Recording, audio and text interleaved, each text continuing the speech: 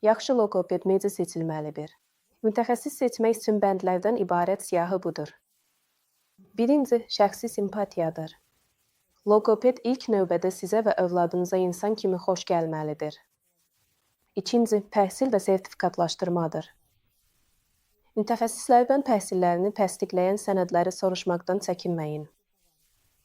Məsələn, ali təhsil diplomu və ya peşəkar ixtisas artırma diplomu, sertifikatlar və ixtisas artırma haqqında şəhadətnamələr.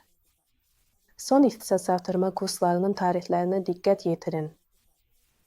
Loqoped öz biliklərini sistemli şəkildə artırmalı və yeniləməlidir. Ən azı 3 ildən bir, ən azı 16 saatlıq kurs keçməlidir. Həmçinin loqopedin tibbi kitabçası olub-olmadığını da dəqiqləşdirə bilərsiniz. Üçüncü, uşaqla qarşılıqlı əlaqə. Mütəxəssisin məşğələ zamanı uşaqla necə ünsiyyət qurduğunu müşahidə edin. Bu ünsiyyət tərzi sizin uşağınıza uyğundurmu? Əgər hiss edirsinizsə ki, loqopedlə uşaq arasında əlaqə qurulmur, bəlkə də bu sizin mütəxəssis deyil. Dördüncü, iş təcrübəsi. Burada qərarı siz verirsiniz. Adətən təcrübəli mütəxəssislərin xidmət qiymətləri yeni başlayan loqopedlərə nisbətən xeyli yüksək olur. Həmçinin correction-ın müddəti, istifadə olunan metodikaların sayı, uşaqla əlaqənin qurulma sürəti və pozuntuların müəyyən edilməsi də fərqli ola bilər.